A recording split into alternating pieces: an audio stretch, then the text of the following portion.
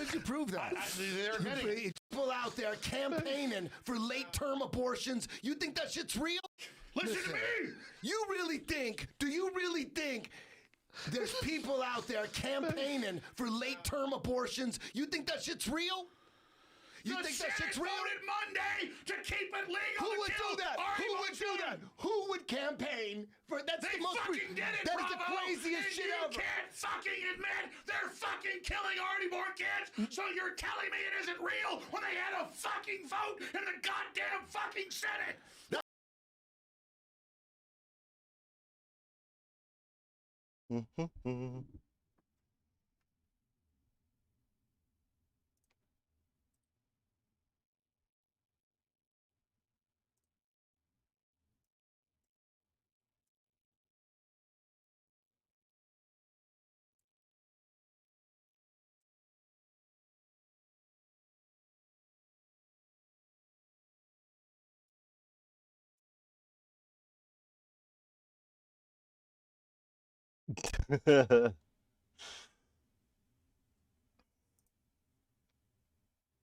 Yeah, what's up?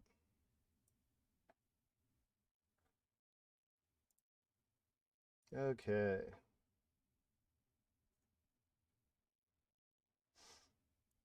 Had to shout out Afghan Whigs. Yeah, definitely. That's one you can get a take on any day of the week. As we get into it, had to revert to the USB mic, sadly. So, Up in It is a classic. Sure, they're all classics, right? All right, so let's get that to go away. Okay. So yeah, I just wanted to do a general thanks for everybody coming through. This is just something we haven't talked about yet. It's something we haven't done on this, and I mean, it's a pretty obvious concept, like collecting a label. Lots of people collect labels. Is Discogs an efficient way to do that? It's definitely going to be more efficient unless you live in Seattle for collecting Sub Pop. You know, and not a lot of labels are great for this because they didn't produce in huge volume, right? It's, you know, your sweet spot is the Matadors, the Sub Pops, those kind of like mid-tier labels. If I can just get a quick mic check in the chat, thank you. I had to go back to the old USB mic. And anyway, so you know, the one thing that Discogs is definitely going to help you do is to target a label or some kind of, you know, some kind of filter. This is all about filtration, and that's one of the things that Discogs unlocks for collectors, especially collectors who are looking for value. So like similarly in the past, when I've pointed out sort of ways to navigate and you can help yourself, etc., like getting the plugin that you know, Discogs Enhancer, the Chrome plugin that allows you to put in dark mode, which is so much easier on your eyes on Discogs. Unfortunately, you know, it doesn't come out particularly clear on this, but usually, you know, we're pulling up an album picture. So there's just under 70,000 objects on Discogs that are indexed under Sub Pop. We're not going to be getting through 70,000 objects. So we cut it down to CD and the United States. Yeah, Discogs Enhancer is definitely a world changer if you're a music collector and using Discogs. And there, you know, like I said, there's a variety of reasons that Discogs is really helpful. So you can see here, we're sorting by CD, United States, Sub Pop. All right, and I'm actually going to go price lowest on the sort order so we can blow through and hopefully find some funny stuff to talk about. Right at the top, you're going to get the big hits, right? So there's kind of some major, there's big waves and phases to Sub Pop. Obviously the pre-grunge sort of Soundgarden era, and then, you know, Nirvana blows up and that really kicks everything sideways. But they had this major renaissance in the early 2000s, and it really, all of the 2000s, you know, Sub Pop just did really well. And it's all about A&R. Like, these guys weren't great at picking bands consistently, and they didn't start like nailing that as well until this point. I mean, in terms of commercial prospects, and they did too much of it, and you're going to see some examples of that too. And yeah, as just called out in the chat, one of the big ones is right here. And yes, the Postal Service is one of the big ones. So God, I mean, in the annals of records that gave me conniption fits of rage when I was when I was young and involved in the music scene and whatever in various capacities, the Postal Service, like the only bands I was more obnoxious about disliking, it's like Neutral Milk Hotel, the Postal Service. There's a couple others. I mean, it was ridiculous. Like, who cares, right? But yeah, I was a complete jerk about this band and about the turn that Dintel took. You know, and you know, Jenny Lewis being all over this, and it was just like this whole big scene where everybody was like, okay, now we're gonna do loop music and we're gonna have backbeat, you know, drum loops, and it just seemed like, honestly, I still feel in some respects that this was a pretty cynical move. And so, you know, it didn't sit well with me. It annoyed me. But like, look, you know, everybody's entitled to screw around with it, with whatever inspiration they want. Yeah, I loved Intel right up to that album. I mean, that was my whole thing. And I was a huge fan. I mean, what's the big like signature song on Life is Full of Possibilities? Anywhere, Anyone, or something like that. Mia Doitad was the woman who sang on that. I mean, that piece is so, for like indie rock, for like you know, like low aspiration creative music by younger people. I don't know, like it's music you kind of give a break. Like, you don't expect it to be Aphex Twin levels of complexity, but it's people starting to play with electronic concepts and getting clued into all that electronic stuff that had gone on, you know, in the 90s, and then translating it. And I thought that was a fantastic record. Life is Full of Possibilities. Sub Pop has done a major 2 CD deluxe reissue of it, which is also excellent. And unlikely to be in here. So, you know, at the bottom, if I'm sorting by price, you're going to get like Damaged stuff and whatever, but you're also definitely going to get Sub Pop's The Strokes. So this was totally, I'm sorry, this was just a joke. Like, Sub Pop, you know, everybody had to figure out how to get a Strokes, and this was Sub Pop's Strokes, The View. You know, they were working with him for a while, but like, what happened after the Strokes? Oh, they got signed to RCA, and then they started dressing like this. What do you know? Shocker. You know, whatever. It's just like ridiculous. And look, there's whole like there's a whole bunch of chancer bands with varying shades of like rock poses in the past. I mean, this is the heyday of like when you're going to get the Exploding Hearts and all these other, you know, like retro rock, like revival rock was a phrase that everybody was using as well. You know, all that time period of the big bands like the Strokes and the Vines and all that crap. Everybody was throwing up flags to see if they could get, you know, hooked up. Yeah, they were a band called The Audience before this. They were like major scenesters out there. Yeah, I mean, it's like they were around, but they definitely took a shot after the Strokes at tweaking the entire proposal a little bit. The two Foals were, that's another interesting thing. So Sub Pop in so many respects sort of functions in America in some respects the way that Domino functions in the UK. So you will see Sub Pop handling releases for stuff over here where you're like, what? For sure. I don't know how many of those we'll see here, but it was a thing. To some extent, you know, continued to be a thing. Oh my God. Trembling Blue Stars, Broken by Whispers. There you go.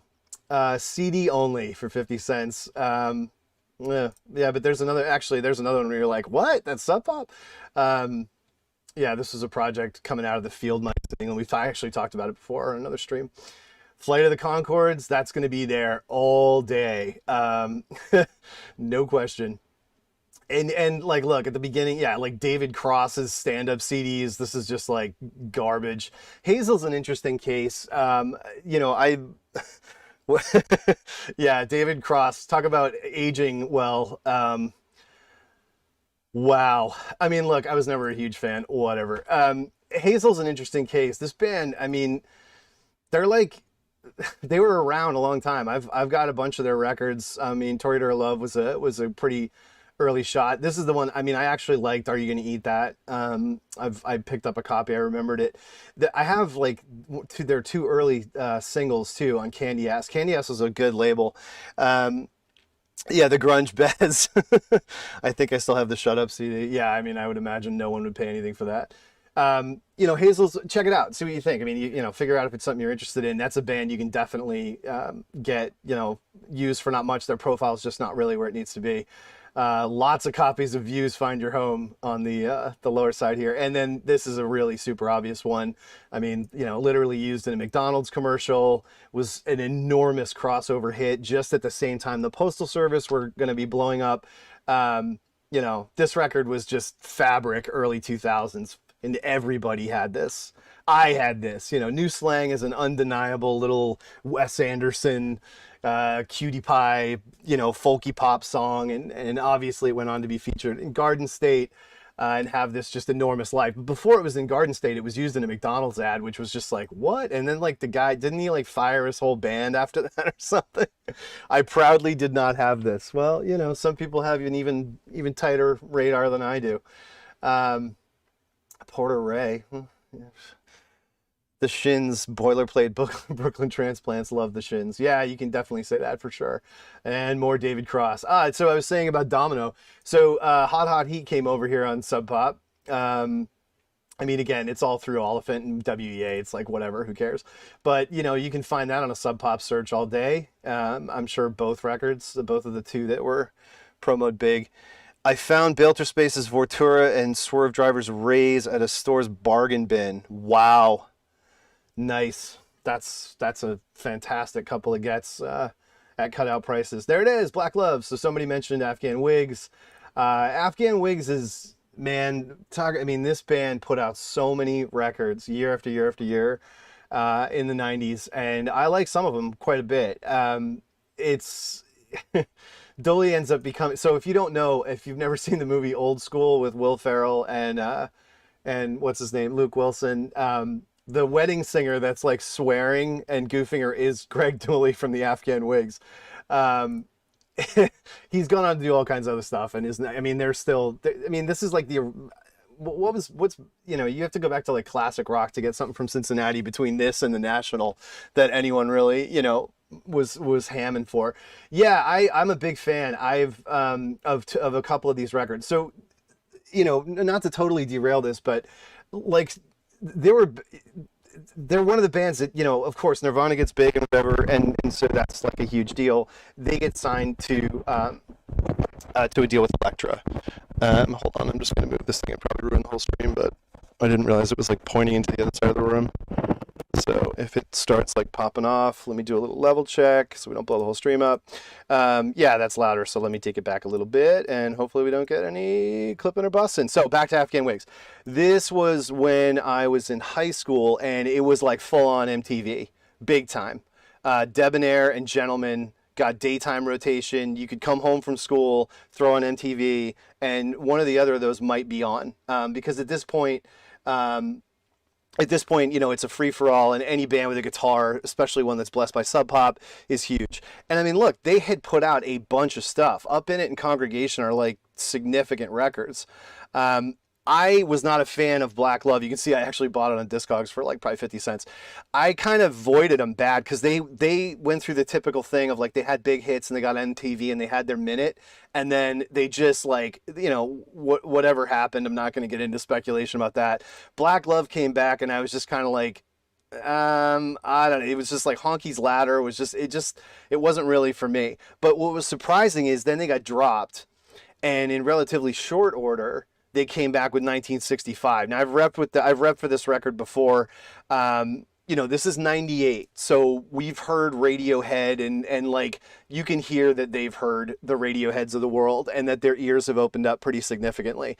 And there's just a bunch of really great. Uptown Again is such a beautiful mid-tempo kind of haunting, almost creepy ballad. The 66 is really beautiful too. Great drum backbeat and crazy. Yeah, and even the opener, Something Hot. I mean, it's a really, really great record that you can probably find for nothing. There's 151 copies on Discogs for $1 starting at. yeah, definitely recommend taking a flyer on this if you ever see it, and it should be easy to recognize because of the cover. It's pretty iconic. It's a very strong album. Come on, little rabbit. A great record. Love it. And I mean, you know, after that, it gets like they're done and they break up and do solos. It gets all weird. Dolly starts doing other stuff. But, you know, let's get back to the, you know, what you can get to start building up. Sub Pop. Kinski. Yeah, they had Kinski too. Like Airs Above Your Station. Remember that? This was a Where's Airs Above Your Station? I remember this got huge promo. You know, this is post rock, definitive post rock.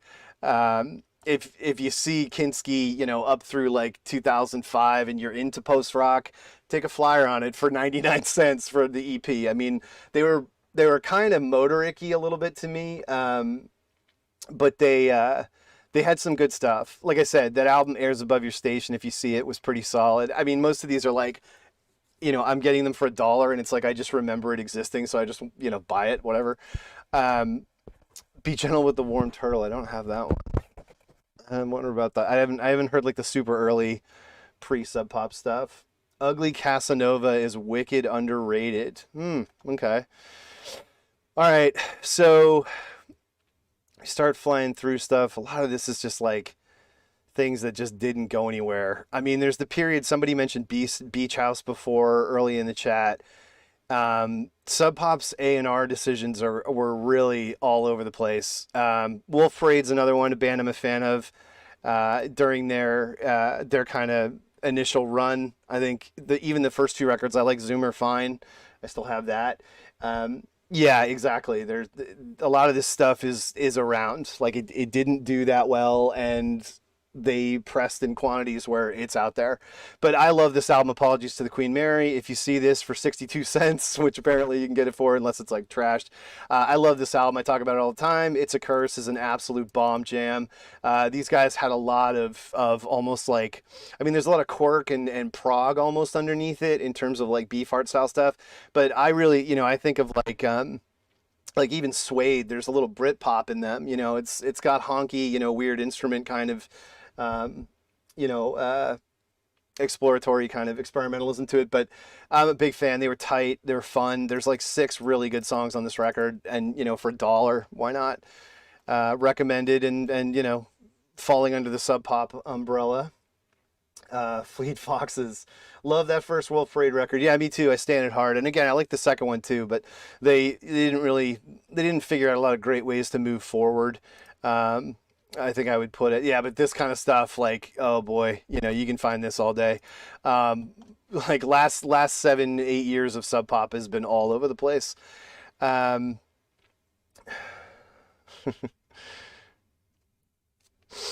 Yeah, so the cheap stuff is pretty typical. Oh, Pigeon Head. So yeah, Pigeon Head is this is the project of Steve Fisk, and what he worked with Sean Smith during it. So Steve Fisk, he's like one of the OG people out here in this whole, you know, Seattle scene, if you don't know.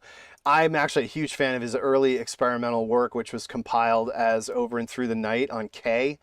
This came out when I was in high school, and I was like going through a K phase, and I got it, and it's really cool. It's like early mid-80s looping sample-based experiments that Steve Fisk made. Like there's a great, like, Lying in Texas is this loop of a line of dialogue from the TV show Dallas, like going backwards and forwards.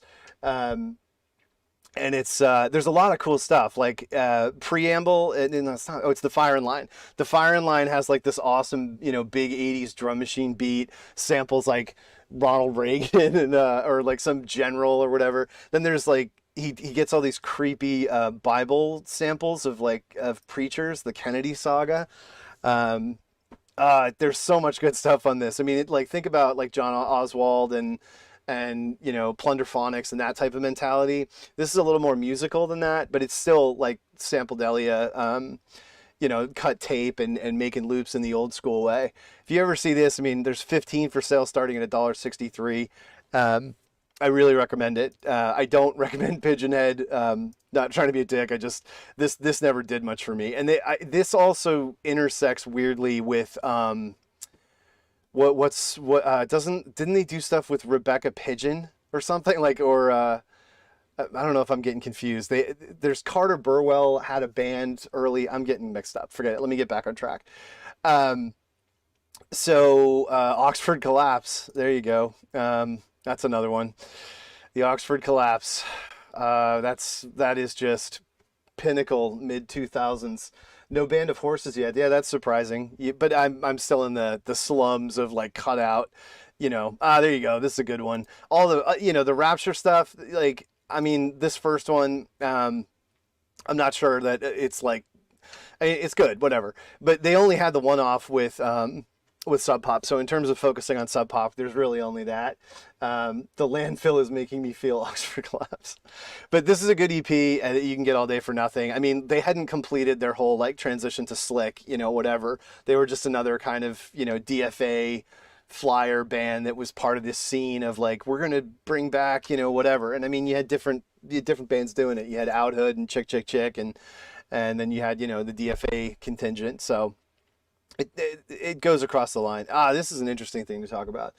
The land, it's legendary.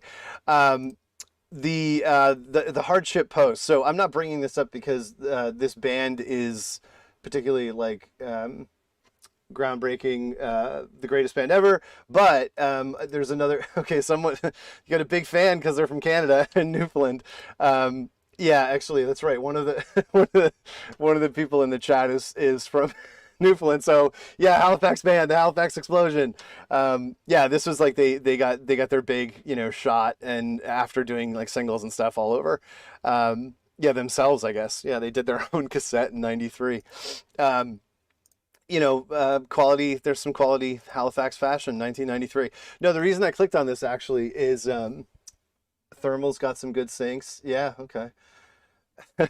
Is this so Sub Pop had this thing where they had branded their promos, so like everybody was obsessed with radio stations and DJs and in-store people not selling their promos. Like, this was a real thing in the physical media age, and that's why you see saw lines cut into CDs and for promotional use only stamped on it. Like, this was going to shame people into not selling these, and at some point you wonder, like, what were they going to go into record stores and be like, we're going to sue you for having a promo copy for sale, and the hole punch and cutting off the top corner with it. Yeah, there's all these stupid things. Like, they were obsessed with this, like the controlling of their merch, the value or whatever. And I'm just like, wow, like, well, it did nothing. But I actually collect these. So I actually collect like the Sub Pop promo CDs, because for me, this is what Diary looks like. Diary does not look like the Weeble Wobble cover for Sunny Day Real Estate. This is the copy I always had, and I think it's actually a much better copy. And I've mentioned this a long time ago as well. But infamously, one of the funny things is Codeine. So Codeine's The White Birch didn't have a title until like the day it went to production. So there are two different versions of this that are just called like TBA, and this one says like LP3 still untitled. This is one that was in Europe, so it looks a little bit different. The US one looks completely standard. This is Pond, again TBA. So they're like rushing these out way ahead of time to try and drum up advanced radio play and interest in them. And that's the other thing. So Dylan, you're mentioning exactly the reason that I pointed out. People will, for no reason, will hugely discount these when it's the same CD, and if you're ripping it to FLAC, it's the same file. And like the coolest thing about them is that they're actually different. So like on the Codeine one of the songs doesn't even have a title yet. The fourth song is just in parentheses. It says Rumblefish, and you get all these funny like promo blurbs and copy inside them too. Codeine are from New York City. Codeine were described as a group that uses tears instead of notes. Their songs are sung politely, accompanied by slow melodic noise. Not so obviously, the group's exercise of restraint, parentheses, tempo, comma, delivery, within the R&R scheme, is often an expression of inarticulate and inexpressed anger. Okay. Codeine will tour Europe from late April until June, supported by label mates the Spinanes. You know, like shit like that's awesome. I don't know. Anyway, yeah, and the fact, like as mentioned, that this is discounted is so funny.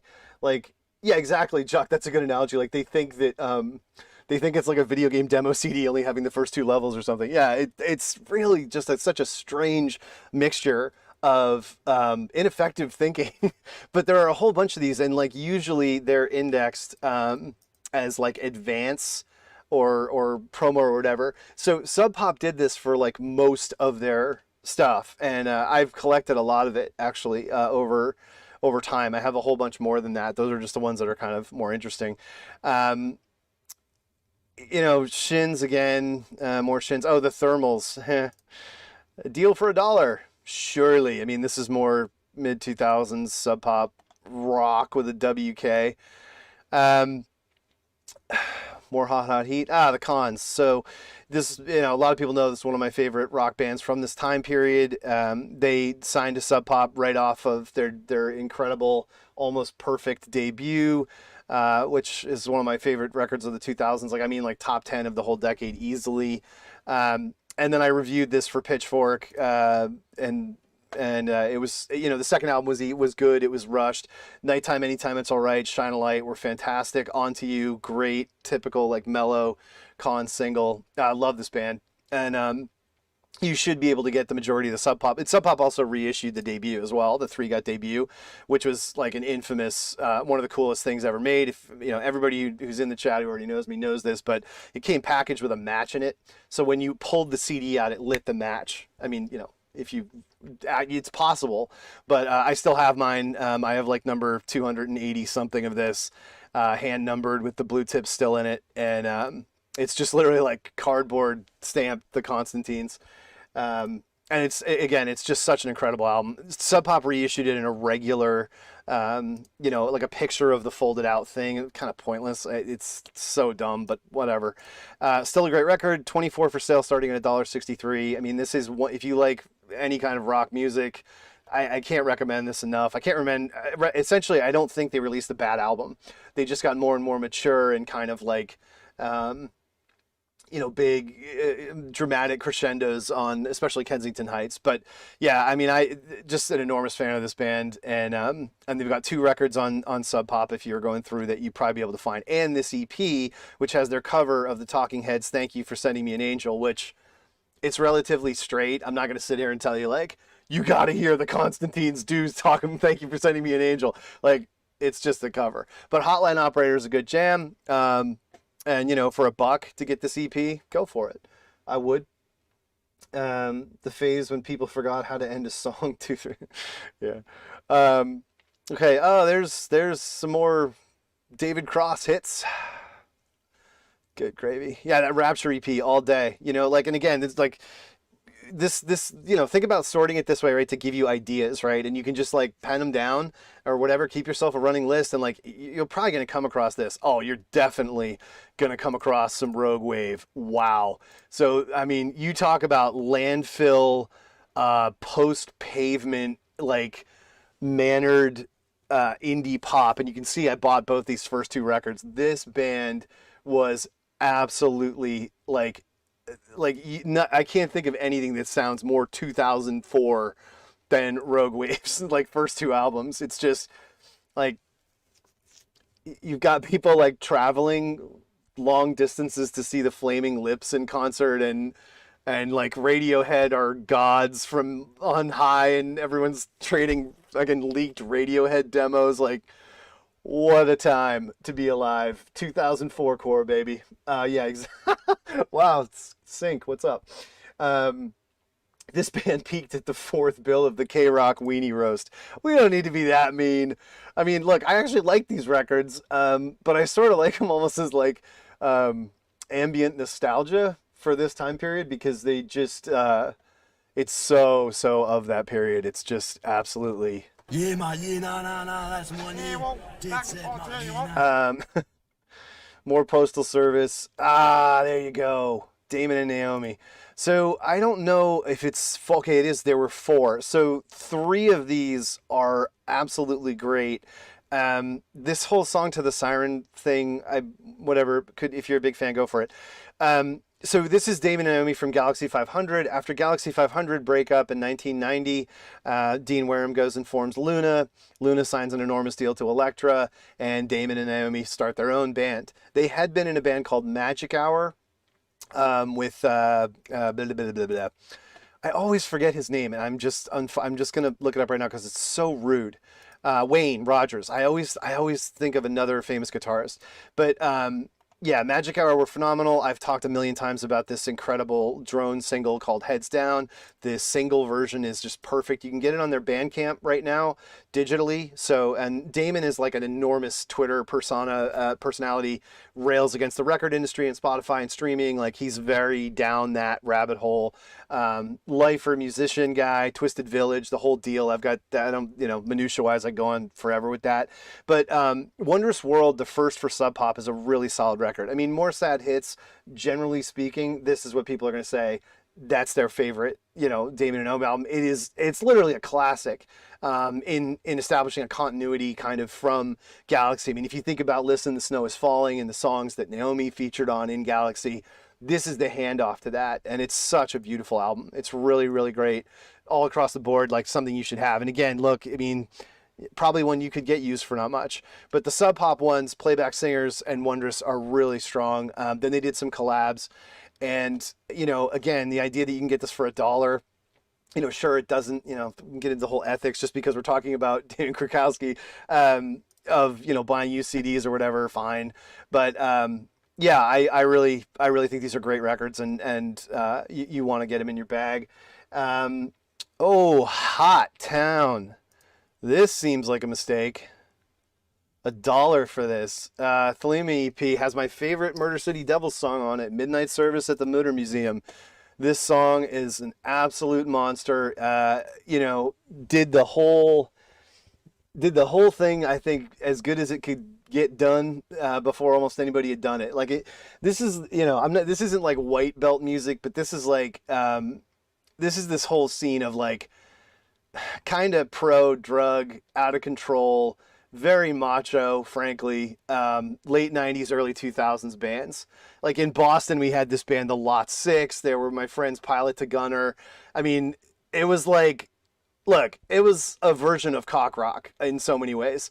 It is all about like male screaming, like men raging and whining. And like, I don't know. It's, but this band was really good. I mean, it's funny. They almost started out as like a shitty rockabilly band. I'm not going to lie. Like, I don't know what these guys were on in the debut. This thing is not worth it. But, once they got signed to Sub Pop, they start, here you go. Oh man, it's a Switchblade. These guys are dangerous. Like, it's empty bottles, broken heart. Like, does it get more 98 to 01 than this? Like, Drowning Man, all these like white belty, dudes rock bands, the Explosion. God, this is just such a funny, like, this whole period is so silly. Yeah, Dan was in Modest Mouse for a minute. Yeah. This is the Fast and the Furious movie poster font, probably is. But like I'm ripping on kind of the era and the whole like how stereotyped and common and in common all the imagery and attitude and kind of like put on leather jacket, smoking butts, Brian Jonestown Massacre bullshit that was, sprinkled around all these bands. I mean, all the back home lead singers with the bangs, like fucking doing, splits and David Lee Roth shit on, like, I mean, look, it was really, yeah, caricatured is the only way to put it. And I mean, this is like right when I was out there, like playing shows with some of these bands. Never played with Murder City Devils, but it was just such a silly come on. I mean, also, and look, frankly, the other thing too is that in the late 90s, blow was everywhere. Like, cocaine came back. I mean, everyone says this. Everyone says cocaine came back in 2004 and 2008 and 2012. Like, maybe it never goes away, but it ebbs and flows in terms of when it's like cool and bands want to be doing coke. And like starting in 98, 97, really, Cokies, the whole scene in New York, like it got really fucking stupid. People were just like literally doing bumps without even going into the bathroom. Nobody fucking cared. And that was not just a New York thing. It was most of the big cities. Like heroin was super fucking out, and like blow was kind of back in. I mean, I don't know the whole story nationwide, but I can definitely say in New York it was fucking ridiculous. And yeah, I mean, they talk about that in the Lizzie Goodman book, Meet Me in the Bathroom. Interpol, talk about the fact that they, spent most of their weekends just sitting around on couches doing coke and talking shit. Man, it's boring. Iron and Wine. Yeah, I've never been a fan of this project, but obviously enormous catalog. A lot of people love it. Sam...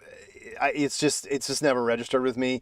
I was at Pitchfork when this blew up and everyone was going on about even the first album, Creature of the Cray, like everyone was all over this. And, then later we get into Band of Horses stuff and this whole lane, I don't know, it never really did it for me. I would imagine though, Iron and Wine is probably a pretty easy pull, that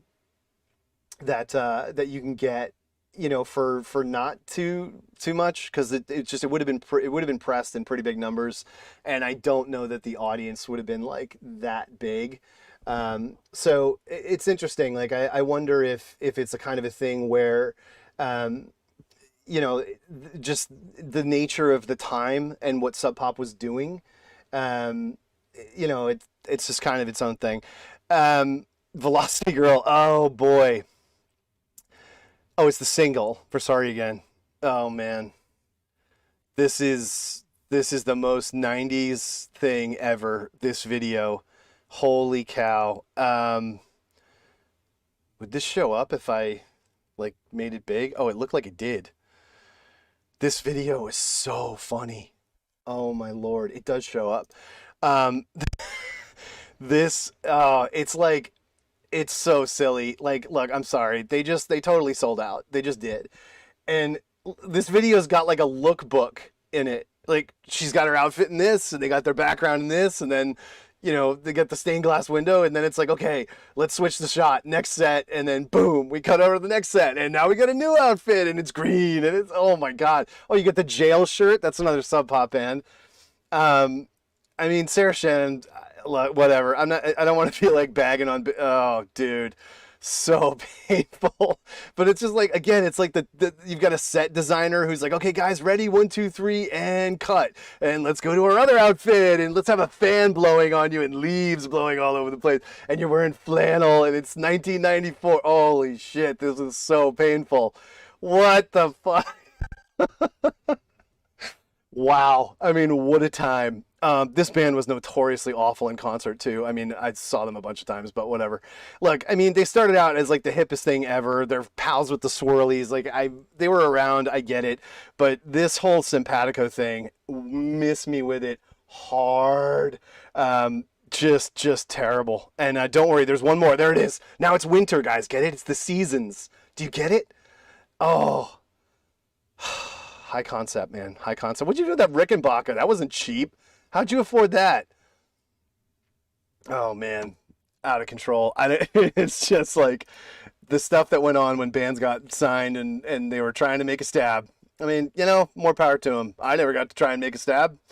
Oh, wow. Dumb luck. This is late stuff, though. I mean, if you were still following this, great. I completely checked out after Life's Full of Possibilities. Like I did. Timbrell's done so much stuff. Like whatever. He's been all over the place. Background production, remixing, all that stuff. It was just all about this album for me. And again, Sub Pop did the reissue, and the reissue, 2 CD reissue. No one was waiting in the wings for this to come out. So it's probably out there for pretty cheap. Maybe I'm wrong. Let's see. But, and it's not differentiated in the... Oh, there it is. So this is the 2 CD. Yeah, 26 for sale starting for $3. You should be able to get this for $4 or $5. It's a double CD all day. Absolutely recommend you do this. The Sub Pop reissue. This was a great record. Anywhere, Anyone was one of my favorites from this time period in the early 2000s. The Dream of Evan and Chan was the single, or one of the singles. And there's a whole bunch of remixes and shit. Like, I'm sure, yeah, Super Pitcher. There you go. There's a compact remix. Barbara Morgenstern. Like, this is the most, oh my God, doesn't get more 2001. But yeah, so it goes. Um, I mean, there's a lot of great stuff. And look, like sorting by a label in this way is a way to kind of shake you up. So like if you don't even know what you're looking for, it can help you build like a decent, wow, people are yelling at me about how good Simpatico was. Yeah, I mean, that might be a decent point. Like precious indie fans rejecting Velocity Girl, trying to make a splash and get bigger. But my counterpoint to that would be the music is just, it's not great. Like it's really honkin' basic jangle pop songs that it's just really incongruous. I just don't think it has any of the allure or emotional kind of, gravity or beauty of Copacetic, and certainly not the earlier stuff that's like, it's like whatever. It's all it's all in the eye and the ear of the beholder. Whatever. There's that Trembling Blue Stars LP again. That's a later one though. I mean, that's not the one you want. We got to get off Velocity Rail. I can't ham on them all day. But yeah, you want to go this far with them. Now you're really in Velocity Girl Stan territory. The 1996 album. Here you go. Boom. Beachwood Sparks. Get it. This isn't the album. This is an EP. Was the album on Sub Pop? Where they covered, yeah, Once We Were Trees. They cover Sade's By Your Side. It's so nice. It's so good. I mean, this is like harmless, middle of the road, jangly, kind of mid-tempo psychedelic rock. I'm a sucker for it. I love these first two records. I mean, look, this is the reality of like the Flaming Lips are doing well off of Soft Bulletin, and the kind of like California, like of course, look at them, they're dressed like they're coming off of the friggin' CSNY album cover or whatever, the Eagles, like it's so pretentious and stupid. Like, I mean, seriously, you're wearing it's silly. They're from LA, and the guy's wearing like the Texas tie and all that crap. Come on. But I love it. I think it's great. I think their first two records are really solid. Yeah, they rode a horse in Laurel Canyon. You know it. Right down the street. But I ride for these first two records on Sub Pop. I mean, obviously they blew out after that and it was just over and there's nothing else to worry about. But this last EP, Make the Robots Cry, has got some pretty cool stuff on it. For $1. I definitely recommend, the actual 2002 stuff that band put out, because you're going to be able to get it for nothing. No one really remembers them. There's the promo for Airs Above Your Station, weirdly in a different format, so they changed it. This is in the I think 2000 or something. They started this template for their promo CDs. I have a few of these, and this is a if you like post rock, hey man, there's a 12-minute song here called "Schedule for Using Pillows and Beanbags." You know exactly what you're getting. Right. Get it for nothing. Get the promo version. Get the promo discount. No reason to worry about that. There it is, Weapon, baby. So we got some SFS fans in the chat for sure. We did, one of the people that's here had a custom shirt printed up of Massive Cocaine Seizure. SFS is like some local hero shit, and famously it's where James Murphy got his start in the mid-90s. I think he was their sound guy on Severe Exposure, but yeah, Massive Cocaine Seizure was the marketing around this, and that we put on the shirt. These guys, look, I mean, this is really kind of harsh shit. It doesn't really go for everybody, but the Sub Pop records, they're all over the place. Severe Exposure is really the one you want. The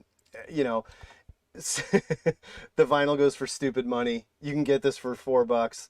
Yeah, no, I mean, this is the other thing. Like, it's why would you ever pay vinyl tax on these things? This 12-inch for Weapon does, I guess, go for really stupid money. Let's actually check it out.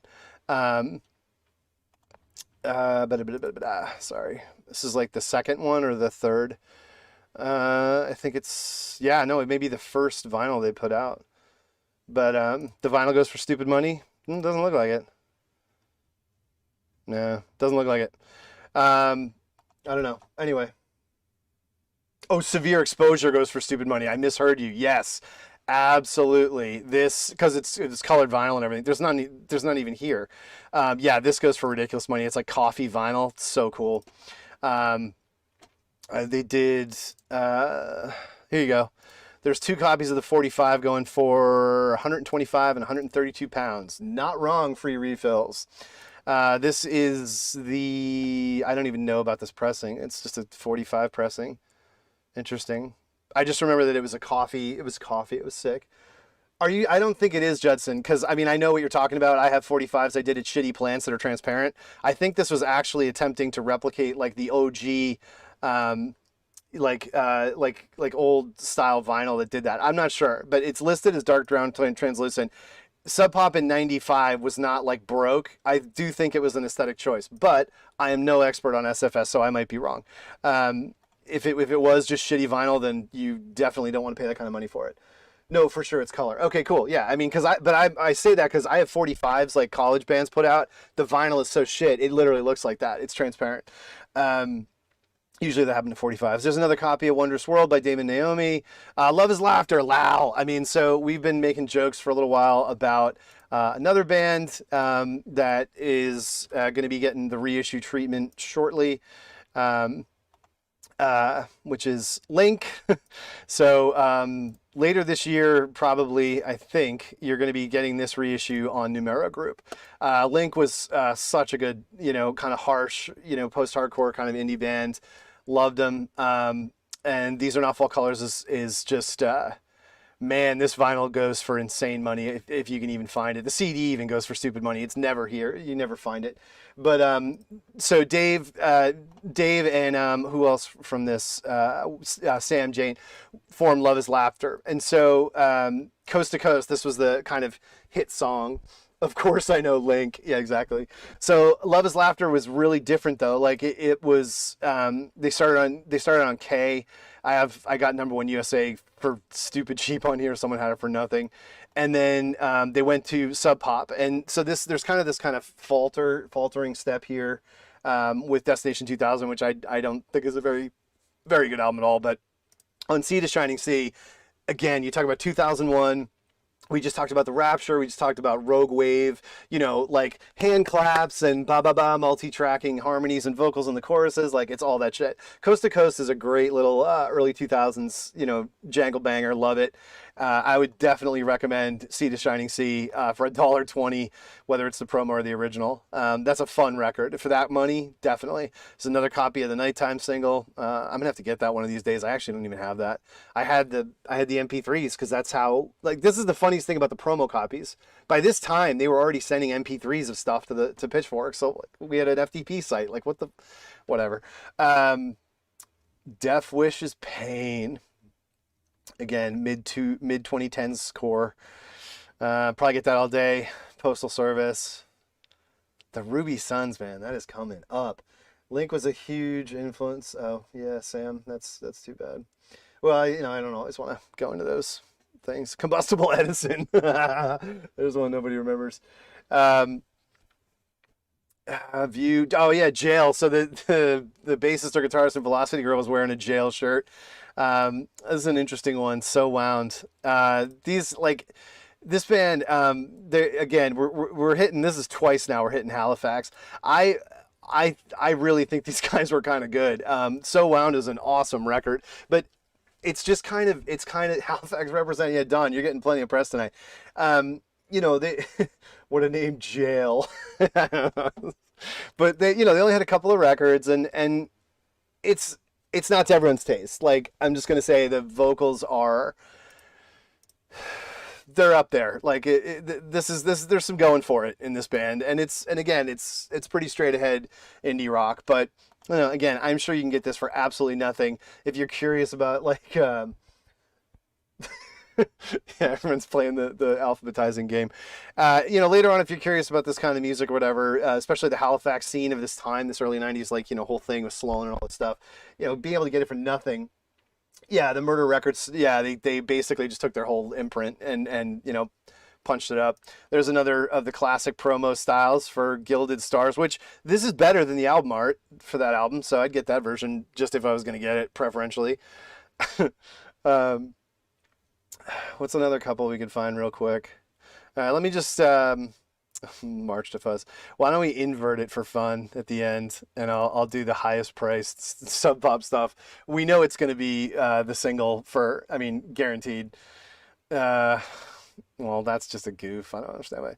So the Numero box set for Codeine. What is this? Factory sealed nonsense for Nirvana. Codeine.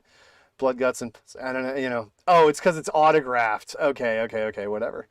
Autographed Middle East Cambridge Flyer. Yeah. It's funny, almost all that high ticket stuff is the Numero reissues. Super Sucker, Smoke of Hell. That is definitely out of print. I don't know if it's $200 out of print. But this is their debut, and then, I mean, if you're a fan, I don't understand why that would be going for much. Yeah, that's bizarre. You can get the CD for nothing. What the hell is that? Oh, it must have been the vinyl. Yeah, I don't know why. That must have been the vinyl. Anyway.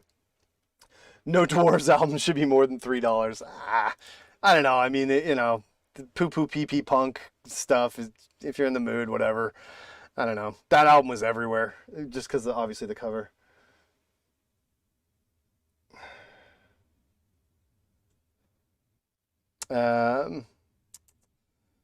It's all Nirvana, probably signed rarity. There you go, Love Battery.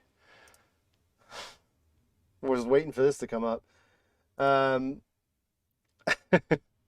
So yeah, I guess Between the Eyes will set you back big time on CD. What the heck? This is so strange. I don't understand. Wow, yeah. I mean, this is like, you know, this is way, way early in the entire rush of everything that happened. You know, whether or not you're a fan or whatever, because like you gotta remember Tupelo is in the middle of this too. There's the, you know, Tupelo released Bleach, and so those versions go for silly money. I'm not sure that's the edition that should be going for that much money. Calexico, Iron and Wine. Yeah. So, you know, this is just a way to think about, Sonetian's Good Humor on Sub Pop. Signed by all the band in front of me. There you go. That's worth $100 if you're a fan. Sub Pop 200. That's another famous kind of iconic object you might want to think about picking up. But yeah, I mean, sorting by label isn't something, you know, we've not done it on the streams. It's not something everybody thinks about. But, you know, in terms of a way to kind of, like I say, if you want to go shopping and look for value and stuff, this is just another great way that you can rotate and sort and just kind of shake up your whole kind of thinking as you go into it. Because again, this is about retrieving value. It's not like I can't wait to spend money and I want to buy 1 million CDs no matter what they are. It's like, how do I find good stuff that's also affordable and I'm getting the benefit of, you know, CDs costing nothing. And this is just a way to, you know, kind of help you find that.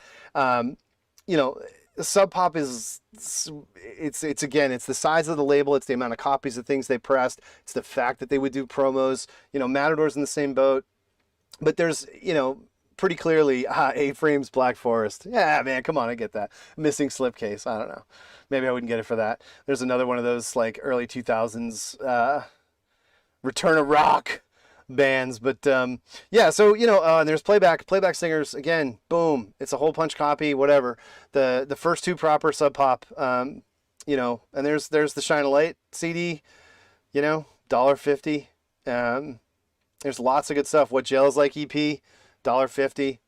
You know, these are bands that, you know, particularly like if you take a listen on Spotify or something and you like Rogue Waves kind of sound at all, you can get this stuff for nothing all day. That's the actual cover there, Descended Like Vultures. But you can see, like, it's a pretty good referendum, too, in the market. There you go, Gentlemen. Looks like it's a little bit worn, but whatever, $1.50. This and 1965 are my two favorite records of theirs. It's just, you know, it's another method, a way to shake up and go through and find good stuff for your collection as you're building it. So thanks, everybody, for tuning in. We'll be back Sunday at 2 p.m. and you'd be targeting the EU. The Sebadoh Rebound single. There you go. Yeah, the Sebadoh Sub Pop period. That's the bake sale eras.